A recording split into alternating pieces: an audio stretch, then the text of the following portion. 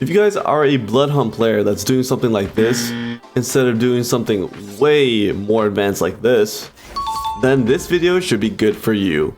I've been playing Bloodhunt for about 1 month now, and I've learned a lot of things along the way, and I would love to be able to share everything with you guys. We'll start off with the slide jump. All you gotta do is slide and then jump.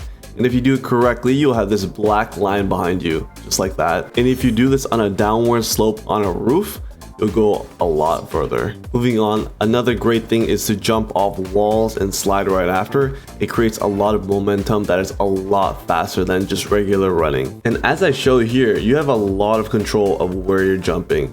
You can jump directly back, to the right, and even to the left, just like this. The better you get at this, the better you'll be able to maneuver through a lot of different situations that'll arise in this game. So now that we're getting into the wall jumps a little bit, I'll tell you a little bit more about them. So this alleyway is super tight, so when you bounce off the walls, you're going to be hitting the walls quicker than any other ones. And that means you're going to be evading bullets very well, but it's going to screw up your aim a little bit as well, so be careful of that. On the other hand, when the street is bigger like this, where the walls are further apart, I would advise not to do this as much, as it is easier to get shot like this, unless you're fighting someone that's right next to you. It's also important to note that it's very important to use the wall jump off the obstacles on top of the roofs, as well as like these chimneys or these different posts, as these can work great towards creating extra momentum for yourself to get in or out of situations.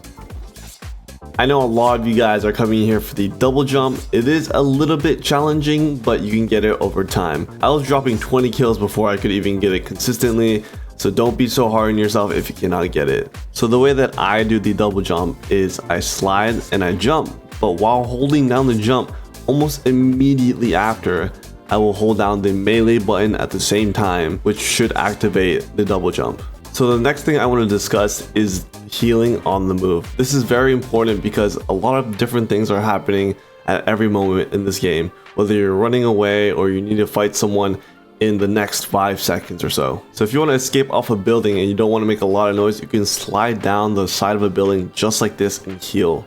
Or you can jump off a building, put the armor on, and even slide at the bottom in order to increase the momentum and movement that you have overall. I know most of you have slammed into the ground just like this, and it's common, but it puts you in a very bad position, and I have a couple of different ways to prevent this. As you can see, I aim while I'm in midair, which prevents me from crashing into the ground. But be aware that this doesn't work if you jump off of a very high place. Another way to prevent this is if you have enough forward momentum while getting off the building and sliding at the end.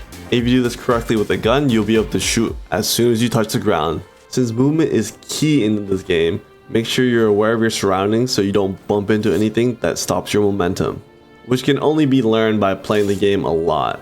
A cool movement tool that they have in this game is called the Scourge Blades, which allow you to lunge forward a short distance with a cooldown. The Scourge Blades can be used to run away from enemies by cutting corners like this.